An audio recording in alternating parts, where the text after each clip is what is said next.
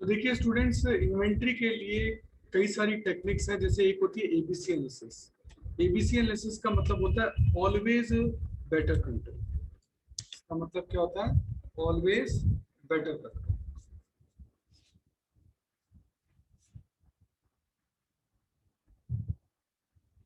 Always better control, इसमें क्या होता है, कुछ चीजें आप डिसाइड करते हो कि अपनी इन्वेंट्री के 3 ग्रुप बना देते हो, ए बी और सी। जो ए ग्रुप होता है वो आपकी क्वांटिटी का 10% अप्रोक्स कवर करता है। एग्जैक्टली तो नहीं हो सकता, इसलिए 10% अप्रोक्स। बी ग्रुप आपका 30% कवर करता है और सी ग्रुप 60% करता है। इस तरीके से वो 100% बन जाता है। वैल्यू वाइज ए ग्रुप 70% कवर करता है अप्रोक्सीमेटली, बी ग्रुप 25% कवर करता है और सी ग्रुप 5% कवर करता है। ये एबीसी एनालिसिस का रूल है। तो ये परसेंटेज आपको जो है वो आपको याद रखनी पड़ेगी। तो इसके लिए अपन इलस्ट्रेशन नंबर 14 ले रहे हैं अपनी वर्कशीट का। आपको कहता है prepare ABC control plan of Dinesh limited with the following information. ये आपके आइटम है, इतनी यूनिट्स है, कॉस्ट पर यूनिट इतनी है, और टोटल इन्वेंट्री की जो वैल्यू है वो आपकी इतनी है, यानी 8000 इंटू 5, दैट इज 44,000, 5.5। सॉल्यूशन कैसे होगा देखो। मैंने आपको बताया कि आपको आपकी 3 कैटेगरी बनानी पड़ेगी। ये एक कैटेगरी, ये फर्स्ट सेकंड कैटेगरी, ये थर्ड कैटेगरी। अब इन्होंने क्या कि आइटम के नाम ही एबीसीडी दे दिए। अदरवाइज मैं इनके कैटेगरी के नाम देता, तो मैं ये देता कि ये मेरा ए कैटेगरी का माल है, ये बी कैटेगरी का माल है और ये सी कैटेगरी का माल। ए कैटेगरी में मैं लगभग 70% की वैल्यू की चीजें रखूंगा। तो 70% वैल्यू की जो चीजें होंगी वो, ये कैटेगरी ए लिखा हुआ है यहाँ, ये बी है, ये सी। बी कैटेगरी में मैं मेरी लगभग 20% के आसपास की वैल्यू की चीजें रखूंगा और सी कैटेगरी में 10%। ये परसेंटेजेस जो हैं अपन को अब यहाँ ढूंढने पड़ेंगे कि अपन किन चीजों को ले सकते हैं। ठीक है, जैसे मैंने यहाँ लिया है इसमें सी और जी को। सी जो है वो 5000 क्वांटिटी और जी जो है वो आपकी 2500 क्वांटिटी, और इनकी वैल्यू जो है ये 152 और 128 है। 152 और 128, ये हमारी टोटल वैल्यू का जो है परसेंटेज है। जैसे कि अपन इसको कर सकते हैं, पहले हम इसे कर रहे हैं अकॉर्डिंग टू वैल्यू और फिर हम करेंगे अकॉर्डिंग टू वॉल्यूम। वॉल्यूम को थोड़ा सा देख ले पहले, इजी वो रहेगा आपका। वॉल्यूम का मतलब होता है क्वांटिटी, ये यूनिट्स है, इन यूनिट्स का अपन ने टोटल किया, ये टोटल यूनिट्स का टोटल 50,000। तो सी और जी जो टोटल 5000 और 2500 क्वांटिटी है ऊपर, ये आपका टोटल 15% करता है और 15% आपका ए कैटेगरी में आ गया। ए और एफ जिनमें क्वांटिटी एज कम्पेयर ज्यादा है, जो परसेंटेज के हिसाब से 16 और 14 कवर करते हैं, टोटल 30% हो गया। और अब आपका 15 और 30 कितना हो गया, 45% तक का माल कवर हो चुका है। ये कैटेगरी बी है, 30% को रिकवर करता है। कम्युनिटी को तो रहने दो, बेफालतू उलझ जाओगे आप। और बी डी और ई आपकी जितनी यूनिट्स हैं उनका परसेंटेज ये निकलता है और ये 55% कवर करता है। ये कैटेगरी सी का माल है।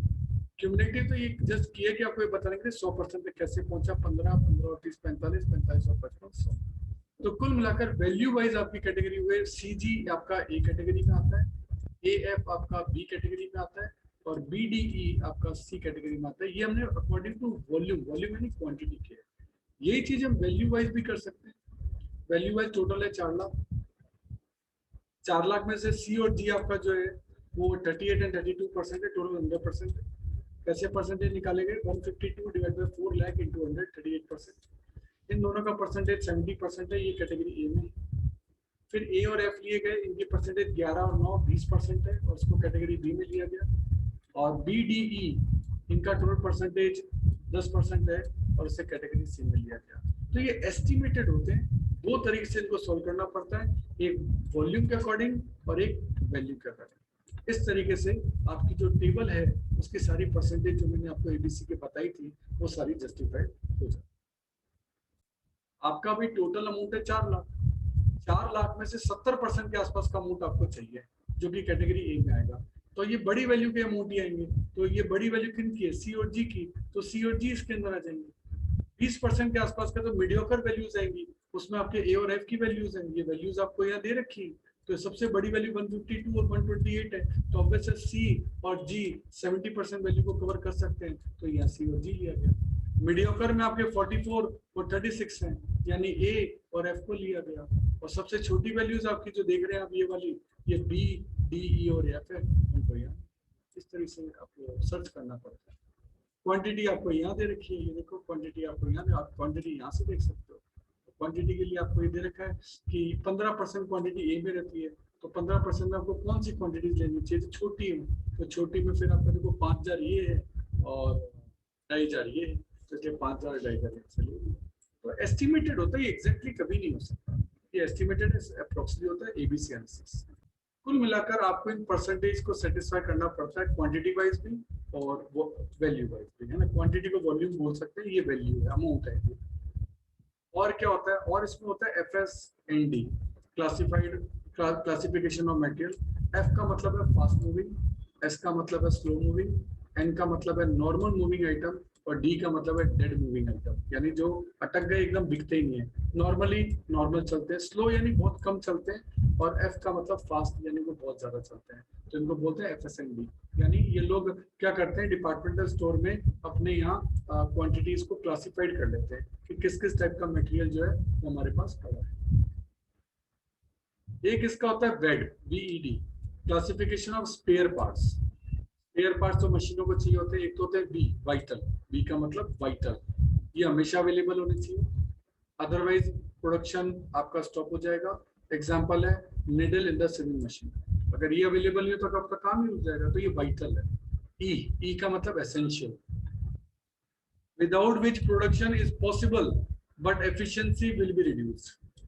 लुब्रिकेटिंग ऑयल, अब मशीन तो चलेगी लेकिन उसमें आवाज आएगी तो घिसेगी, इस तरह से।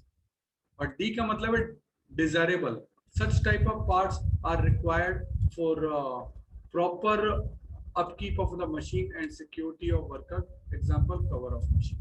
तो ये वेड स्पेयर पार्ट्स के लिए होता है, VED analysis, vital, essential and desirable, VED analysis.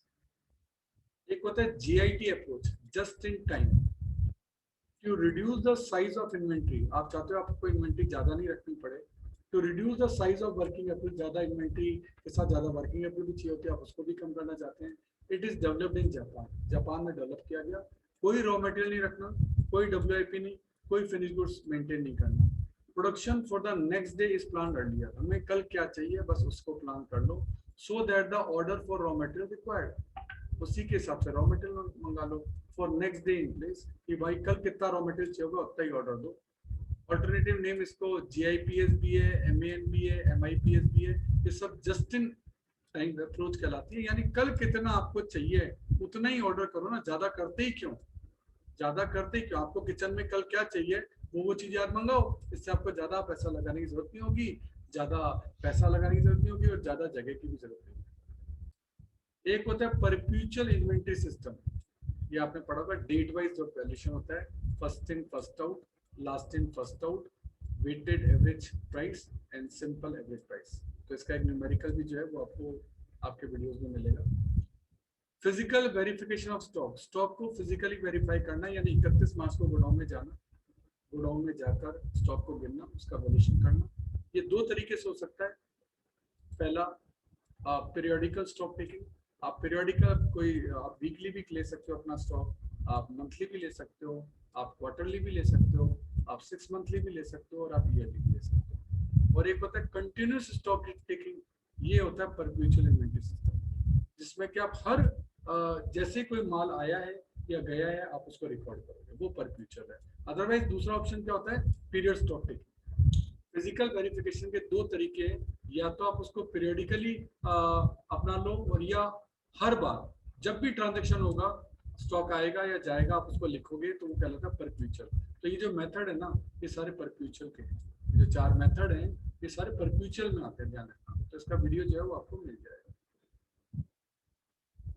कुछ इसमें पूछे जाएंगे मटेरियल टर्नओवर रेशियो, ये बेसिकली बना है रेशियो एनालिसिस के चैप्टर से। क्या, cost of goods sold upon average stock, आपने ये फॉर्मूला रेशियो एनालिसिस में पढ़ा होगा। इसको कॉस्ट ऑफ गुड्स सोल्ड का दूसरा नाम भी होता है value of material consume. Average stock कैसे निकलता है, opening stock plus closing stock divided by 2। तो ये आपने रेशियो में पढ़ा होगा।